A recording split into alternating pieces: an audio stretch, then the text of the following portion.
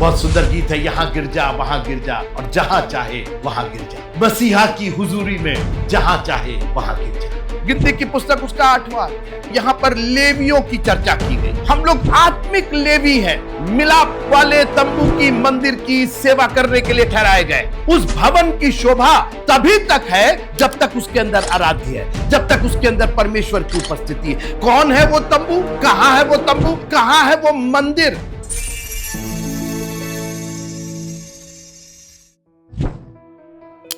खुदावंद यीशु मसीह के पवित्र नाम में आप सबको जय मसीह की।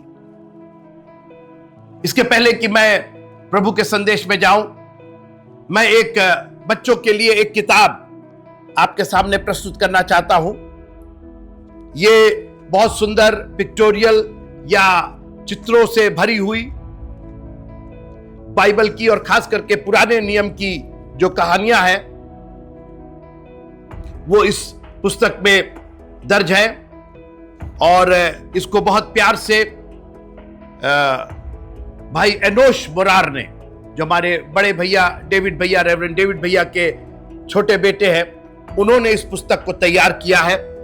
बहुत ही खूबसूरत, बहुत ही शानदार और बहुत उच्च कोटि की प्रिंटिंग, बाइंडिंग और पूरी जो किताब है अपने में एक यूं कहिए कि बच्चों के दिल में एक पूरी जिज्ञासा भर देने वाली किताब है। और बच्चे जब ये पीछे देखिए गोलियात और दाऊद का है, और ये सामने नू बाबा और उनका जहाज है, और अंदर बहुत सी कहानियां हैं। अगर आपको ये पुस्तक चाहिए तो आप हमसे संपर्क कर सकते हैं। हमारा व्हाट्सएप नंबर है, आप भाई एनोश मोरार से संपर्क कर सकते हैं, उनका भी नंबर हम देते हैं। और आप फेसबुक पर कमेंट जब करते हैं तो उसमें भी आप लिख सकते हैं कि अगर आपको ये किताब चाहिए। ये शायद 400 रुपए की किताब है और आप इसका शुल्क दे करके और इस किताब को ले सकते हैं। मैं सोचता हूं कि 400 रुपया बहुत कम है, जितना प्रिंटिंग और जितना इसके पब्लिशिंग में लगा होगा, क्योंकि चीज़ों का दाम बहुत बढ़ गए हैं। लेकिन प्रभु का धन्यवाद हो कि आज भी पैसा रुपया तो छोड़ दीजिए, कम से कम ये चीज़ें उपलब्ध है, मिल रही हैं। यही बहुत है, क्योंकि एक दिन आएगा इन सब चीज़ों का अभाव हो जाएगा। इसलिए जब तक यह हवा मिल सकता है तो उसकी खोज में रहो। गिनती की पुस्तक पर हम बात करना चाहेंगे। पुराने नियम की सीरीज चला रहे हैं। और याद रखिएगा, पुराना कुछ नहीं होता, बल्कि पुराने से निकाल करके नया बनाया जाता है। एक उदाहरण देना चाहता हूं अल्फाबेट्स का, ABCD। आप कहेंगे अरे ABCD बहुत पुराना हो गया, अरे बाप दादों से चला आ रहा है, तो क्या करें, हटा दे ABCD? नहीं, ABCD तो रहेगा ही। उसी से तो नए नए सेंटेंस बना रहे हैं। कितनी सुंदर सुंदर बातें बोलते हैं, कितने सुंदर सुंदर कविताएं और गद्य लिखे जाते, कहानियां लिखी जाती, संदेश लिखे और बोले जाते हैं। है अल्फाबेट्स ही, सा रे गा मा पा ध नी सा, ये 7 सुर अरे बड़े पुराने हैं, हटा दीजिए। अरे इन्हीं से तो नई नई धुनें निकाली जाती। बेस तो सा रे गा मा पा धा नी सा ही है। आप कैसे उसका इस्तेमाल करते हैं? केवल ये कहने से अरे ये तो पुराना हो गया।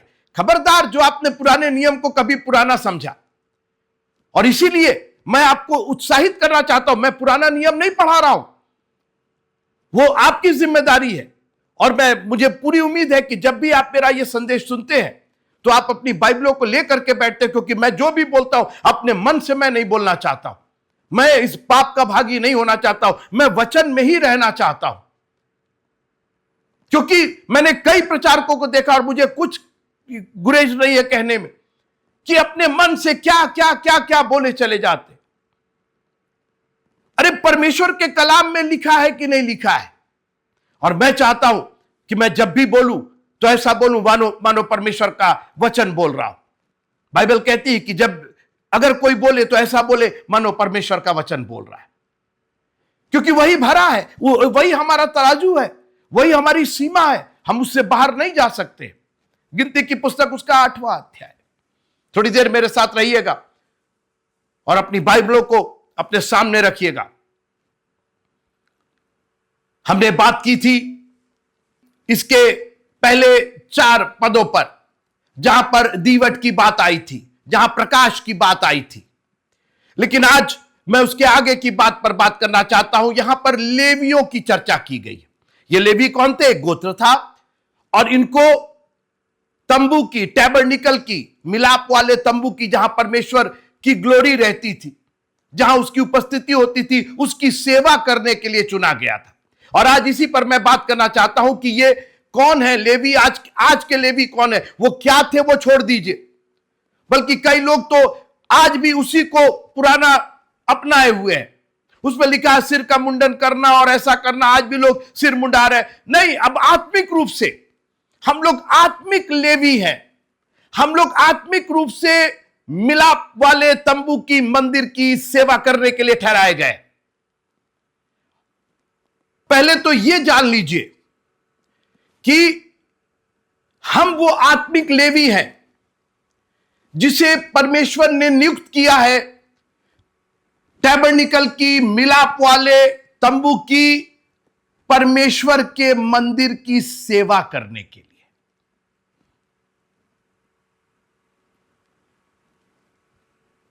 उन लेवियों की चर्चा नहीं करना है मुझे।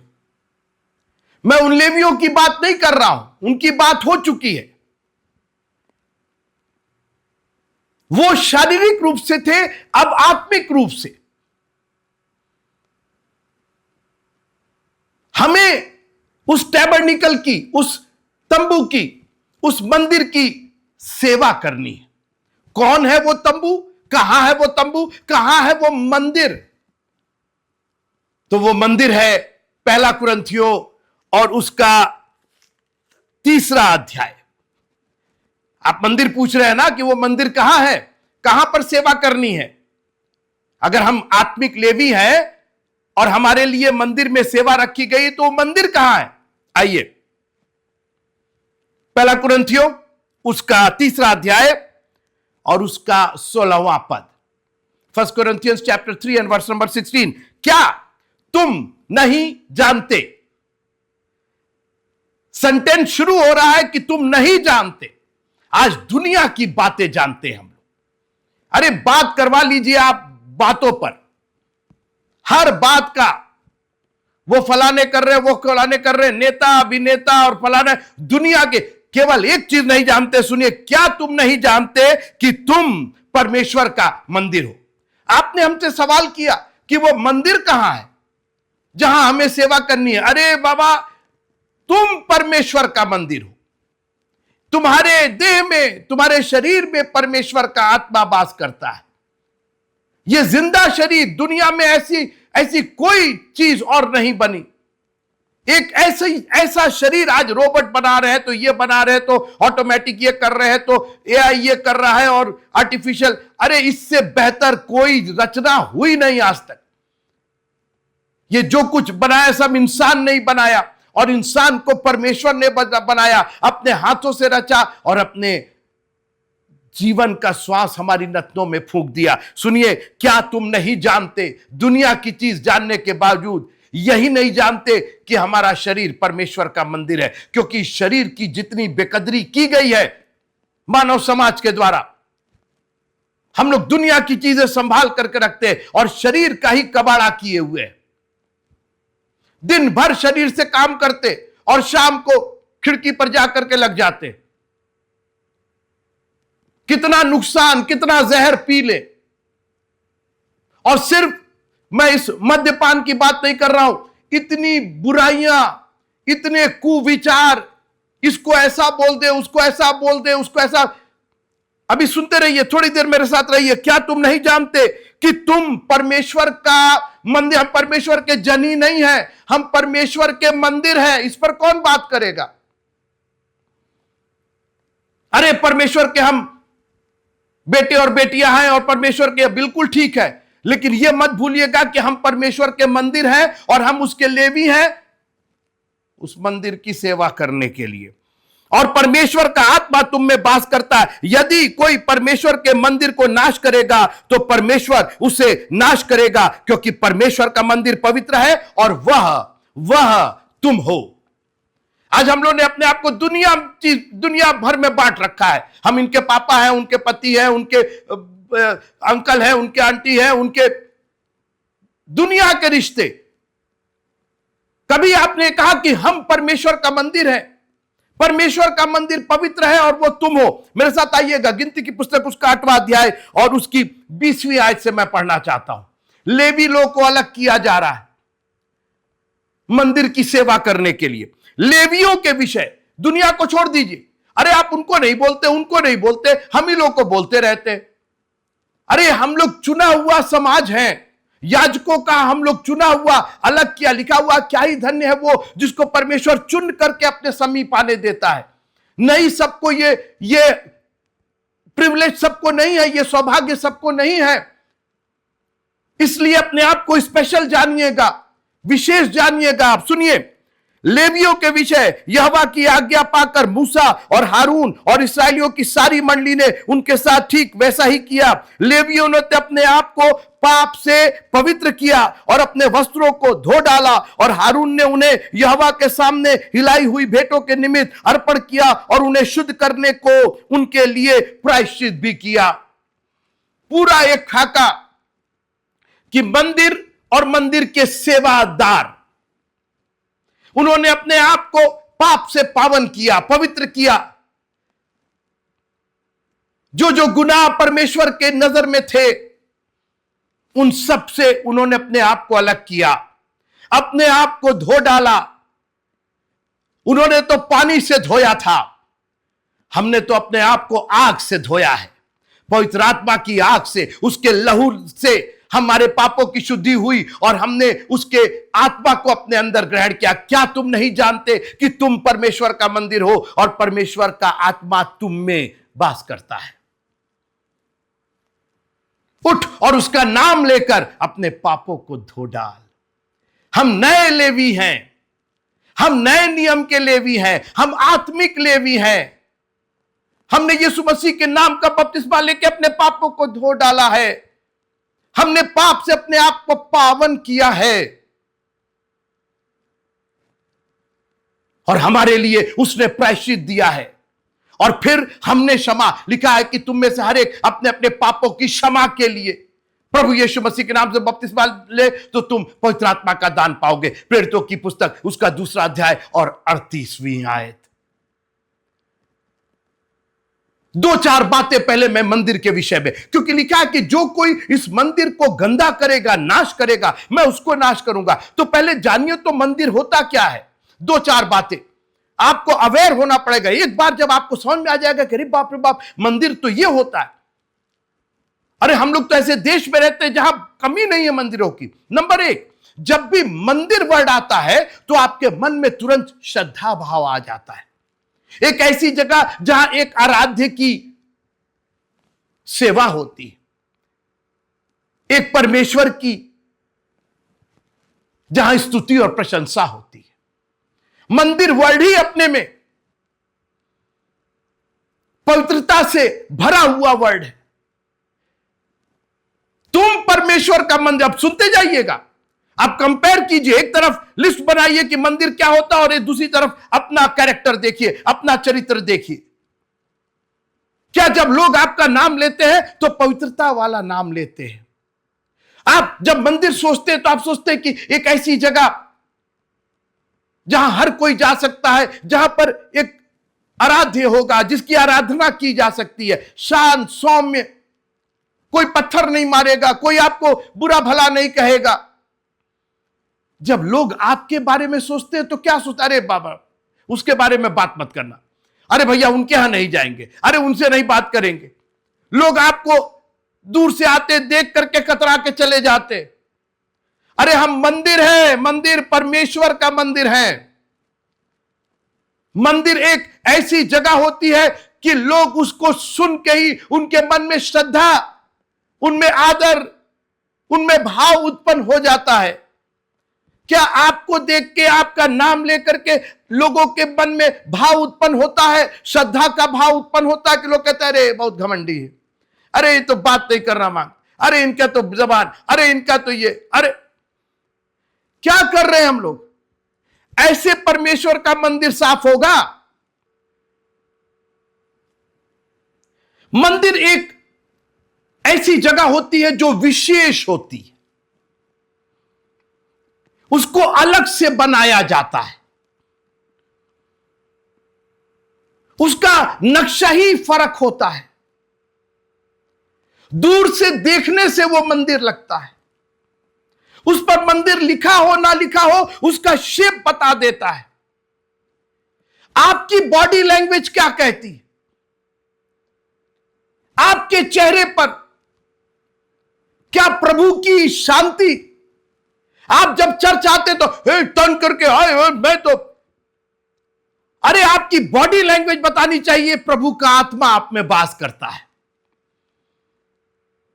पतरस और यूहन्ना ने सुंदर फाटक पर पड़े हुए लंगड़े से कहा, हमारी ओर देख, लुक एट अस, इस तेज को देखो, इस पवित्र आत्मा से भरे हुए मुख को देखो, उस मुख को देखो जिस पर परमेश्वर के वचन की ज्योति चमक रही है। यह मुंह बना हुआ मुंह नहीं है, यह निराशा भरा मुंह नहीं है, यह मुंह बना हुआ नहीं है जैसे कहते हैं ना मुंह बना लेते हैं वो तो देख के नहीं। हम परमेश्वर का मंदिर हैं। हर एक के लिए इसकी बॉडी लैंग्वेज एक पवित्र लैंग्वेज है।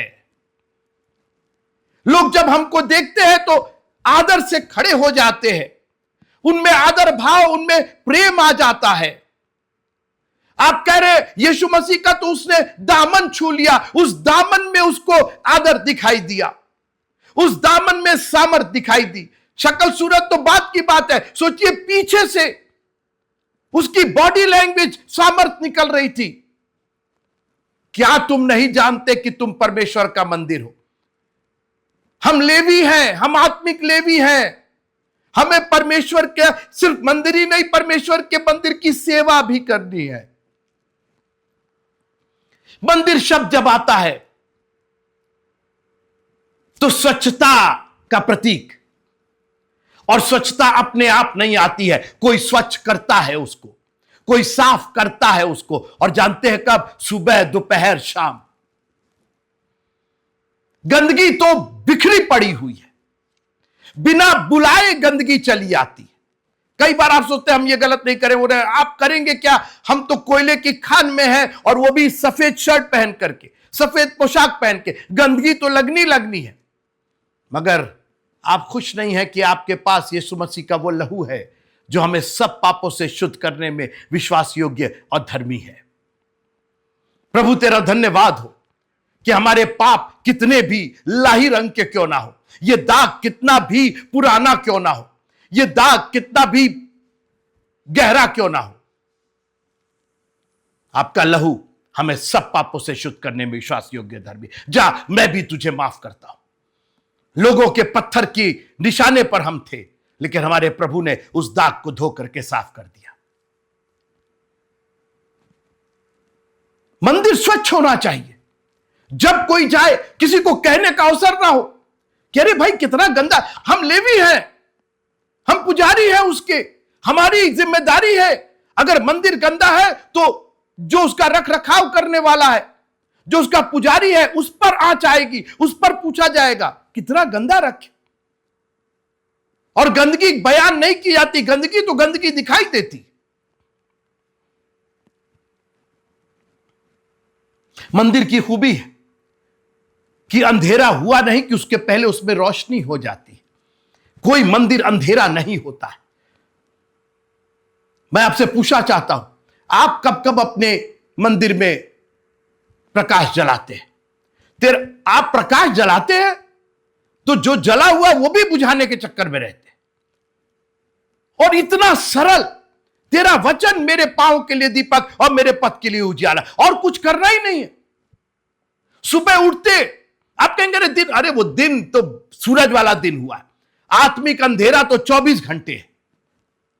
अभी तो आपको लोगों की जली कटी बातें सुननी, अब तो गुनाह से होकर के आपको जाना है, अंधकार भरे संसार में होकर के जाना है। बिना दीपक के चलेंगे आप, बिना दिए के चलेंगे आप। ये लेवी हैं आप, ये मंदिर की सेवा करेंगे आप? अगर एक लेवी, एक पुजारी मंदिर को साफ नहीं रख सकता, मंदिर को वेलकमिंग नहीं रख सकता, कि वो प्रकाश रखे जिससे घर के आने जाने वाले सब लोगों को प्रकाश हो। Make sure you are filled with the word of God. आप प्रकाश से इतना भरे हो कि अंधकार की कोई जगह ही ना बचे, कोई ठोकर ना खाए, हमारी वजह से कोई ठोकर ना खाए, बल्कि आत्माएं हमारी वजह से बचाई जाए। लोग हमको कॉल करके कहे, आपके संदेश ने, आपकी बातों ने, आपके व्यवहार ने, आपकी दुआ ने। लिखा है विश्वासी की प्रार्थना से बहुत कुछ होता है। मंदिर में प्रकाश कौन करेगा? बाहरी लोग आके करेंगे, सड़क पर आने जाने वाले लोग करेंगे। ये पुजारी का काम है, ये मंदिर की देखभाल, जिसको जिम्मेदारी अगर कोई इसको नाश करे, अगर कोई इसको गंदा करेगा, मैं भी उसको नाश करूंगा। परमेश्वर का मंदिर पवित्र है और परमेश्वर वो तुम हो। हम खून से खरीदे गए, हमने अपने आप को योग्य बनाया है उस मंदिर की सेवा करने के। मंदिर की एक खूबी होती है, आपने देखा होगा कि मंदिर के ऊपर कभी कुछ नहीं बनता है। वो तो फिजिकल तरीके से, अब तो मॉडर्न तरीका है, कई बार दो तल्ला भी हो जाता है, प्रभु हाथ से बनाए हुए मंदिर में नहीं रहता। लेकिन जो उसकी रचना है, वो रचना इस तरीके से की जाती है कि उसके ऊपर और कोई नहीं। आपकी प्रायोरिटी, आपकी प्राथमिकता प्रभु के अलावा और कोई नहीं। First God, first my Jesus, उसके बाद मेरे मम्मी पापा, मेरी बीबी, हस्बैंड, मेरे बच्चे, आफ्टर दैट। पहले मेरा प्रभु है, पहले उसका वचन है। पहले वचन पढ़ा जाएगा तो चाय पी जाएगी, फिर नाश्ता किया जाएगा, फिर घर से निकलेंगे। सोने के पहले, टीवी देखने के पहले, फेसबुक देखने के पहले हम प्रभु की सेवा में पहुंच जाए। हमको अपनी सेवा, अपना काम, जो जिम्मेदारी हमें सौंपी गई है, प्रभु के प्रति कितने जिम्मेदार है आप? उसने तोड़ा सौंपा है, इस मंदिर की सेवा का तोड़ा सौंपा है। कितना स्वच्छ रख रहे हैं आप? लेवियों को तैयार किया गया था मिलाप वाले तंबू की सेवा करने के लिए, और इसके पहले कि वो सेवा करे, ऐसे नहीं भेज दिया गया, लेवियों को तैयार किया गया। दे वर वेल क्वालिफाइड। आज तो चपरासी की नौकरी के लिए क्वालिफिकेशन खोजा जाता है, टीचर की नौकरी के लिए क्वालिफिकेशन, हर चीज के लिए योग्यता चाहिए आपको। आप क्या सोचते हैं, परमेश्वर के मंदिर के प्रति कोई योग्यता नहीं होगी आपकी? वो योग्य बनाता है और आप योग्य बनते जाते हैं। एक बात और कह के मैं समाप्त करना चाहता हूं। एक मंदिर तभी तक मंदिर है, ध्यान से सुनिएगा, एक मंदिर तभी तक मंदिर है जब तक वहां परमेश्वर की उपस्थिति है, उस आराध्य की उपस्थिति है। आराध्य नहीं तो वो जो मंदिर कहलाता है वो सिर्फ एक भवन बन के रह जाएगा, और भवन ही नहीं, खंडहर बन के रह जाएगा, कोई रहेगा भी नहीं उसके अंदर। उस मंदिर की शोभा, उस भवन की शोभा तभी तक है जब तक उसके अंदर आराध्य है, जब तक उसके अंदर परमेश्वर की उपस्थिति है। परमेश्वर की उपस्थिति हटी, वो मंदिर बेकार। और इसीलिए आज बहुत से मंदिर खंडहर पड़े हुए हैं, कोई न आता है न जाता है, कोई जॉय नहीं उसके अंदर, कोई आशीष नहीं उनके द्वारा, एक बोझ बने हुए हैं। बल्कि हटा दो भाई उसको, कुछ और बना दो वहां पे। मैं चाह रहा हूं कि आप एक तरफ ये लिखते जाइए और दूसरी तरफ अपने को कंपेयर कीजिए। मेरी जिंदगी से किसी को आशीष मिली है? मेरे जीवन में वो आराध्य है कि नहीं है? कहीं मेरा जीवन खंडहर जीवन तो नहीं है, बस यूं ही एवरी डे ऐसे ही चल रहा है?